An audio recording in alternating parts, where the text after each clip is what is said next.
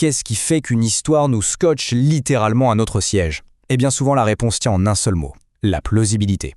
Aujourd'hui, on va décortiquer ensemble cet élément qui est absolument fondamental. Alors, allons-y. Le truc, c'est que, quand on est face à une fiction, notre cerveau ne se met pas en mode vérification des faits. Pas du tout. On fait appel à un mécanisme beaucoup plus intime, qu'on appelle la plausibilité subjective. En gros, ce n'est pas une question de vérité objective, mais bien de ressenti. Et ce ressenti, c'est lui qui devient le juge suprême de toute l'œuvre. La vraie question, ce n'est pas « est-ce que ça pourrait arriver dans la vraie vie ?» Non. La seule question qui compte, c'est « est-ce que j'ai l'impression que ça peut arriver ici, dans cet univers précis ?» C'est toute la différence. Et là, forcément, on met le doigt sur un dilemme, un vrai casse-tête pour n'importe quel auteur. Parce que si chacun d'entre nous juge l'histoire avec son propre bagage, ses propres filtres, comment diable est-ce qu'on peut écrire quelque chose qui va paraître crédible à un maximum de gens? La réponse, elle est à la fois toute simple et complètement vertigineuse. Imaginez des milliers, voire des millions de gens devant leur écran. Chacun arrive avec sa propre vie, ses souvenirs, son vécu, et c'est tout ça qui forge son détecteur de plausibilité personnelle. Alors, ce qui va sembler évident pour une personne pourra paraître complètement tiré par les cheveux pour son voisin. Du coup, la question est énorme, n'est-ce pas?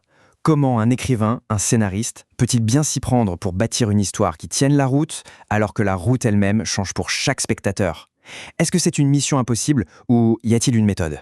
Eh bien oui, la solution existe. Et elle commence par un changement complet de point de vue. Assez contre-intuitif en fait. Plutôt que de tenter de deviner ce qui se passe dans la tête de millions d'inconnus, l'auteur doit d'abord se tourner vers lui-même. Il doit être son tout premier spectateur. Voilà la méthode. D'abord, on vit l'histoire pour soi, avec ses propres tripes. Ensuite, on analyse ce ressenti. Pourquoi est-ce que moi, je trouve ça crédible? Qu'est-ce qui me convainc?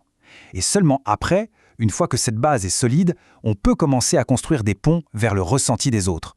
Attention, l'objectif, ce n'est surtout pas d'essayer de plaire à tout le monde. On a bien compris, ça c'est voué à l'échec. Non, le véritable talent de l'auteur, ce n'est pas de satisfaire tout le monde, c'est de prendre tout le monde par la main et de les guider. Imaginez le parcours. Au début de l'histoire, on a une multitude de points de vue, tous séparés. Puis, au fur et à mesure que le récit avance, l'auteur tisse sa toile et commence à rapprocher tout doucement ses perspectives. L'histoire agit comme un aimant. Et à la fin, si le travail est bien fait, tout le monde arrive au même endroit, avec un sentiment de plausibilité commun et partagé. Et c'est ça, le but ultime. Passer d'une collection de subjectivité, d'une somme d'individus, à une seule et même expérience partagée. C'est là toute la magie et toute la puissance d'une bonne histoire. Transformer une foule en une communauté qui ressent la même chose au même moment.